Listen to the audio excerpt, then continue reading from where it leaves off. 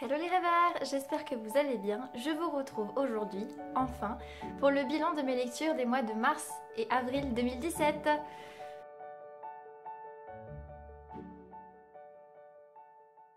J'ai donc aujourd'hui 2 mois à vous présenter de lecture, ce qui représente 9 livres.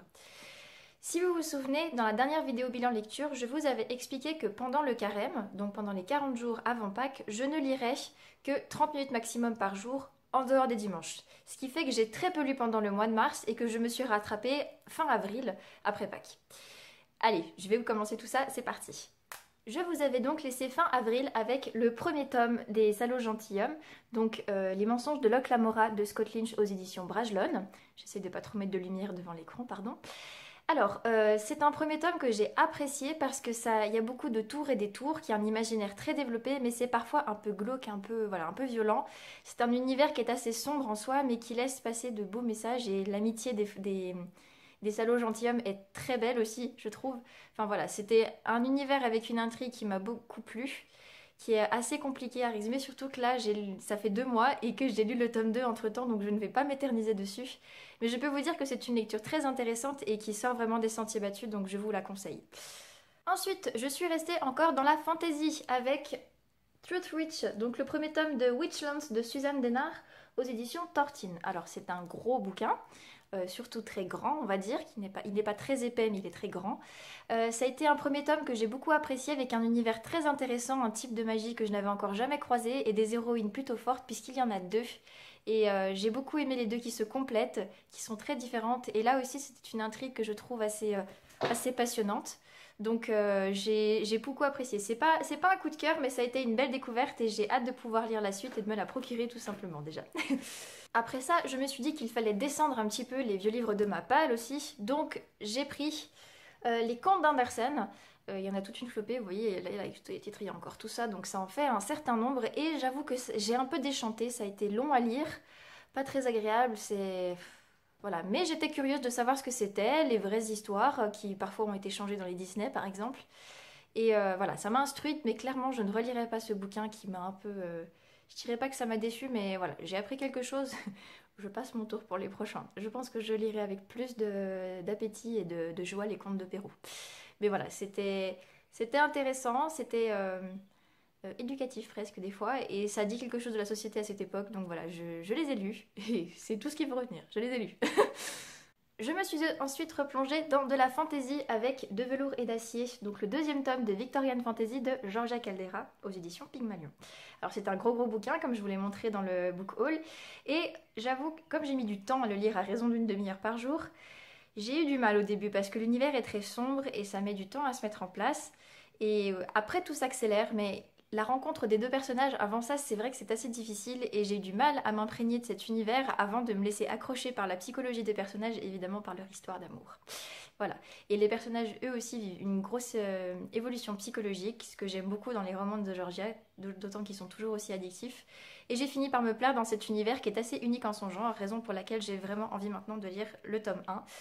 On fait pas les choses dans l'ordre, mais c'est pas grave. Donc je vous conseille vraiment cette série en vous conseillant de commencer par le tome 1, même si on peut lire les tomes séparément. Ensuite, changement de style, je me suis plongée dans Conversion de Catherine O aux éditions Albin Michel. Donc c'est un livre que je n'avais pas très envie de lire à la base, un roman contemporain un petit peu qui fait des flirts avec le passé. J'étais pas très convaincue, finalement je me suis dit voilà, tentons, il est dans ma palle, autant essayer. J'ai été surprise de ce que j'ai trouvé, c'est un roman qui mêle très bien le passé et le présent. Sur un fond que je ne connais pas, vu que je ne connais pas l'histoire de Salem aux États-Unis. Mais voilà, et puis qui mêle un fait de société en fait sur le phénomène de conversion, ce qu'on apprend et qu'on étudie dans le livre en fait, au travers des personnages. Un mystère qui ne se résout pas, des filles qui tombent malades les unes après les autres avec des symptômes très étranges. Donc voilà, ça donne une histoire qui monte en puissance au fur et à mesure et qui est très intéressante, même si c'est loin d'être un coup de cœur pour moi. J'avoue que ça a été une découverte que je conseille parce que ça change et que ça fait réfléchir. Ça fait pas mal réfléchir, c'est vrai. Que ça soit au niveau du passé ou au niveau du présent. Donc voilà, je vous le conseille et je remercie la gentille blogueuse Delphine de me l'avoir fait découvrir. Après ça, ça a été le tour d'une lecture que j'ai envie de lire depuis des mois et que quand je vous dis que j'ai envie de le lire, c'est un doux euphémisme. Je crève d'envie de le lire. Il s'agissait de Scarlet, donc le tome 2 des Chroniques lunaires de Marissa Meyer aux éditions PKJ, donc Pocket Jeunesse. J'avais beaucoup aimé Cinder et j'avais très envie de savoir ce qui se passait dans le tome 2, maintenant dans le tome 3. J'ai beaucoup aimé cette suite qui change de personnage et nous fait revivre un peu de manière futuriste et totalement innovante le conte du Chaperon Rouge, avec une héroïne qui est assez déterminée et forte et qui possède pourtant une forme de naïveté qui va la mener tout droit dans la gueule du loup. Pardon pour le mauvais jeu de mots. C'est une histoire vraiment que j'ai appréciée, d'autant qu'on retrouve Cinder et puis que le tout monte en pression, donc on s'arrête quasiment jamais. Et voilà, c'est juste trop bien, j'ai trop envie de lire le tome 3 maintenant. L'imaginaire est juste un truc de fou et j'aime beaucoup ce que Marissa Meyer a réussi à monter et tous les personnages qu'elle a créés, les complications qu'elle fait. Enfin voilà, je suis totalement fan et j'ai juste hâte de pouvoir lire Winter. Non, si, non, Cress, qui est dans ma palle. Voilà. Donc je vous conseille vraiment cette saga. Les 2 premiers tomes sont juste excellents et je pense que ça ne va pas décroître avec la suite. Ensuite, retour en fantasy avec le premier tome de The Pledge de Kimberly Derting aux éditions Mackelderry Books. Alors, c'est un premier tome de fantasy dans un monde en fait où les classes sont régies par le langage qu'elles parlent. Or, l'héroïne de ce roman, Charlie, peut parler tous les langages, ce qui est un énorme danger pour elle puisqu'elle pourrait très bien être tuée pour ça ou être utilisée à des fins, voilà. Donc, elle va être démasquée. Par contre, on ne sait pas trop qui. Je ne vous dirai pas qui. Le lecteur le sait, mais au bout d'un moment. Et du coup, ça va la mener dans des intrigues de fou et elle va devoir survivre, c'est la guerre. Enfin, voilà, il y a plein de choses qui se mêlent, des choses politiques et des tonnes de trucs. Et c'est un premier roman qui met du temps à se mettre en place, mais qui nous offre un final qui est assez sympathique, d'autant que l'auteur n'a pas peur d'aller au bout des choses et que quand c'est la guerre, c'est la guerre. Donc j'ai beaucoup aimé ce premier roman et je me demande ce que pourra donner la suite, même si j'avoue que c'est pas le gros feu d'artifice pour le premier tome en tout cas. C'est intéressant et j'espère que ça montera en puissance dans la suite parce que la conclusion de ce premier tome laisse présager un petit aspect surnaturel qui est juste apparu dans ce premier tome et qui devrait se développer dans la suite. Donc à voir. À la suite de ça, je suis restée dans le fantasy, mais j'ai replongé dans la saga des salauds gentilshommes de Scott Lynch, donc cette fois-ci des horizons rouge sang, toujours aux éditions Brajlon. Alors, j'ai retrouvé avec plaisir nos salauds gentilshommes, même si cette fois-ci c'était un petit peu différent puisque c'était le contexte de la marine et je suis pas très fan de cet univers-là. Donc la première moitié du bouquin a été longue et difficile pour moi. J'avais hâte que ça se termine pour être honnête, même si je savais et j'observais que l'intrigue montait elle aussi. De fil en aiguille, c'était de plus en plus compliqué et j'aime énormément quand ça se complique. Et vers la moitié du bouquin, là, je me suis dit, ah mince, là, ils sont vraiment dans les ennuis et je voudrais savoir comment ça va finir. Donc là, par contre, j'ai été prise et plus c'est allé, plus c'est monté aussi en tension. Et là, j'étais prise en haleine et je voulais vraiment finir ce livre. Pas parce que j'en avais marre, mais parce que j'étais prise dedans. Bon, j'étais contente de le finir quand même parce que c'était long. Mais j'ai beaucoup apprécié de retrouver Jean et Locke. Et je me demande bien ce qui va se passer dans le tome 3, sachant comment finit le tome 2. Voilà. Mais encore une fois, c'est une intrigue qui a été originale, un univers qui est très fouillé, parfois même un peu trop, il y a presque trop de détails.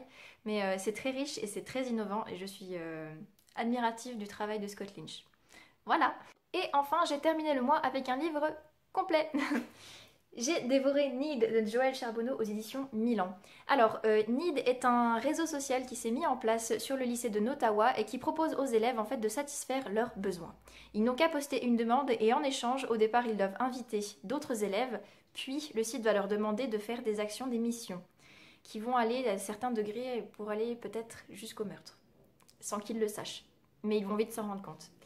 Donc voilà, le site demande de plus en plus de contrepartie et voilà, le thriller est mis en place. Kylie a besoin d'un rein pour son frère et c'est elle un peu l'héroïne du roman, c'est elle qu'on retrouve le plus souvent parmi tous les élèves. Et le suspense de ce bouquin est juste mais haletant. Les révélations sont des trucs de fou, j'en étais à jurer sur mon livre. Alors, j'étais là, non, c'est pas vrai, c'est pas vrai. Enfin bref, on se laisse surprendre du début à la fin. On est pris dans cette intrigue qui n'en finit pas. On se demande vraiment comment cet enfer va se terminer. Si les gens vont s'en rendre compte, pas possible, les prises de conscience sont obligées. Enfin voilà, ça nous fait énormément réfléchir et on se laisse vraiment embarquer. Ça a été une grosse surprise pour moi, un livre que j'ai beaucoup apprécié et que je vous recommande vraiment parce que ça a été choquant, mais en bien.